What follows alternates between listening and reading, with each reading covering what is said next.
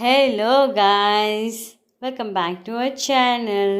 ఈ గేమ్ మీలో ఎంతమందికి తెలుసో నాకు కమెంట్ చేయండి. అండ్ ఈ గేమ్ మీకు నచ్చినట్టయితే please like, share, subscribe to our channel. ఈ గేమ్ మీకు గుర్తుందా? మా చిన్నప్పుడు ఈ గేమ్ని బాగా ఆడేవాళ్ళం. ఇప్పుడు దీనిని వీటా ఐక్యూ గేమ్ అంటున్నారు.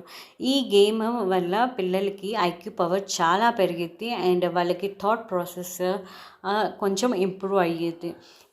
ఏ స్టెప్ తీసుకోవాలి, ఎలా ఆలోచించాలి, థింకింగ్ పవర్ ఎక్కువ పెరిగిద్ది అండ్ ఎలా స్టెప్ వేస్తే ఎలాంటి ప్రాబ్లం ఫేస్ చేయాలో కూడా దీంట్లో మనం వీళ్ళకి చెప్పేయాలి. సో మనకి ఈ గోళీలు ఇస్తారు. ఈ గోళీల్లో మధ్యలో ఒకటి మాత్రం పెట్టకూడదు. ఫుల్గా ఇలా ఇలా ఇటువైపు నుంచి ఇటువైపు తీస్తూ ఒక్కొక్కటి తీసేయాలి. చూడండి, నేను చూపిస్తున్నాను కదా అలా. సో ఈ రెండు ఉన్నాయి, ఇది క్రాస్ చేస్తే ఇది లోపల. సో ఈ రెండిట్లో ఇది క్రాస్ చేస్తే ఇలా. సో ఇప్పుడు ఎలా థాట్ ప్రాసెస్ మీరే చెప్పండి, కమెంట్ చేయండి. ఇప్పుడు ఏం చేయాలి? దీన్ని ఉంది కదా, ఈ వైపు తీస్తే ఇలా వచ్చేసింది. సో ఈ వైపుది ఇలా పెట్టాలి.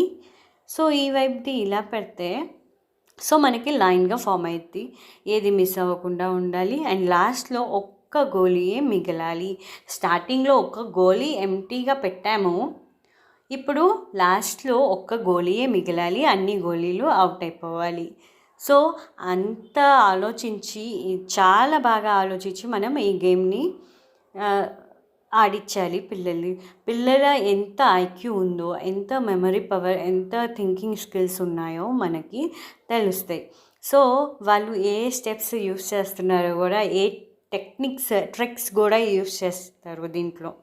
సో చూడండి, నేనైతే ఈ గోళీ ఇలా ట్రాన్స్ఫర్ చేస్తున్నాను, ఇలా ఒక్కొక్కటి. సో ఇది చేస్తే ఇలా అయిపోయింది. లాస్ట్కి అయితే నాకు ఈ గేమ్ మాత్రం చాలా నచ్చింది. నాకు ఎప్పుడు ఆడిన ఈ గేమ్ ఒక్క గోళీయే మిగిలిద్ది. అండ్ పిల్లలు ఆడతారు కదా, వాళ్ళకి కొత్త కాబట్టి వాళ్ళకి కొంచెం తక్కువ. సో మనం మళ్ళగా నేర్పిస్తుంటే వాళ్ళకి ఐక్యూ పవర్ బాగా పెరిగిద్ది ఇలాంటి గేమ్స్ వల్ల. సో ఇప్పుడు ఏం చేయాలి? ఏది పక్కన పెట్టాలి? ఈ గోళీ ఉంది చూడండి, ఇటు షిఫ్ట్ చేస్తే మనకి ఈ రెండు మిగులుతాయి. సో ఈ గోళీ ఇలా వేస్తే ఈ గోళీ తీసేయచ్చు. ఇప్పుడు ఈ గోళీ నేను చూపిస్తాను చూడండి, ఇలా పెడితే మనకి అయిపోతాయి. సో ఇప్పుడు ఈ గోళీని ఇలా పెడితే అయిపోతుంది. సో మనం జాగ్రత్తగా చూడాలి. ఇప్పుడు ఏదైనా స్టెప్ రాంగ్ అయితే తీసుకున్నామో 2-3 గోళీలు మాత్రం ఆ స్టెప్తోనే ఎండ్ అయిపోతాయి. సో మనకి పిల్లలకి చెప్పచ్చు మనం, ఇప్పుడు రాంగ్ డెసిషన్ తీసుకుంటే ఎంత లైఫ్ ఎఫెక్ట్ అయ్యిద్ది అని కూడా ప్రాక్టికల్గా మన ఈ గోళీని పెట్టి చెప్పచ్చు. ఏమంటారు? అలా చెప్పేటట్టయితే కమెంట్ చేయండి. నాకైతే ఒక గోళీయే మిగిలింది. Winner.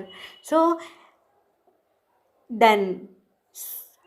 Thank you for watching this video.